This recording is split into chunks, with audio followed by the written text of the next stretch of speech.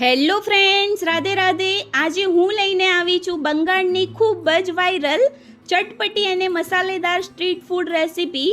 તો આજે આપણે બનાવવાના છીએ બંગાળની ફેમસ ઝાલમુરી, જે ખાવામાં ખૂબ જ ટેસ્ટી અને સ્વાદિષ્ટ બનશે.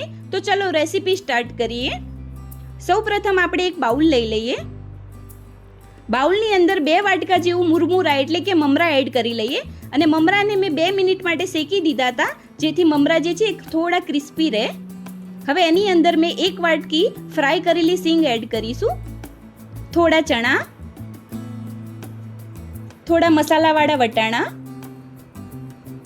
થોડા સિંગ ભજીયા, અડધી વાટકી જેવી મેં થોડી સિંગ લીધી છે.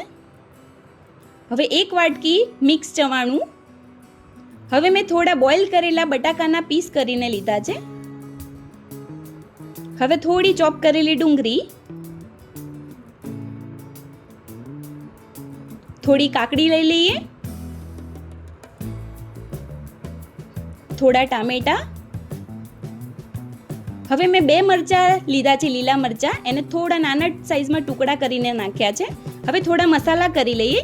1 ચમચી ચાટ મસાલો પાવડર, 1 ચમચી શેકેલો જીરું પાવડર, 1 ચમચી કાળું મીઠું, અડધી ચમચી રેગ્યુલર મીઠું.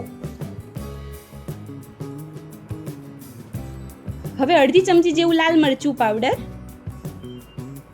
હવે 1 ચમચી લીંબુનો રસ એડ કરી લઈએ. હવે ઝાલમુરીનો પ્રોપર સ્વાદ આવે એના માટે 2 ચમચી સરસિયાનું તેલ એડ કરીશું. સરસિયાનું તેલ નાખવાથી આપણે બંગાળનું ફેમસ જે ઝાલમુરી છે એનો પ્યોર સ્વાદ મળી જશે. હવે ઉપરથી થોડા લીલા કોથમીર એડ કરી લઈએ અને બધી જ વસ્તુને સરસ રીતે મિક્સ કરી લઈશું.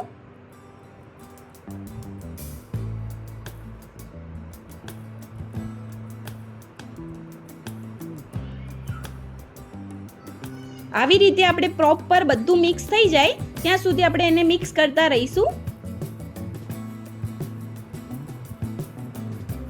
હવે બધા જ મસાલા અને જે ચવાણું નાખ્યું છે એ બધું પ્રોપર રીતે મિક્સ થઈ ગયું છે અને આપણી ઝાલમુરી છે તૈયાર થઈ ગઈ છે.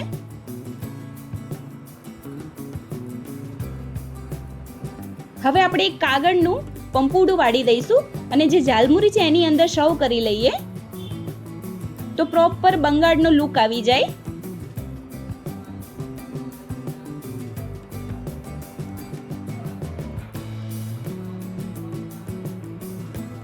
તો મિત્રો, તૈયાર છે બંગાળની એવી ખૂબ જ વાયરલ ઝાલમુરી. તો તમને ઝાલમુરીનો વિડીયો કેવો લાગ્યો એ કમેન્ટમાં જરૂરથી લખજો અને વિડીયોને લાઈક અને શેર કરજો. અને હજુ સુધી મારી ચેનલને સબસ્ક્રાઈબ ના કર્યું હોય તો નવી રેસીપી જોવા માટે પ્લીઝ સબસ્ક્રાઈબ કરી લેજો. ફરી મળીશું એક નવી રેસીપી કન્ટેન્ટ સાથે. રાધે રાધે.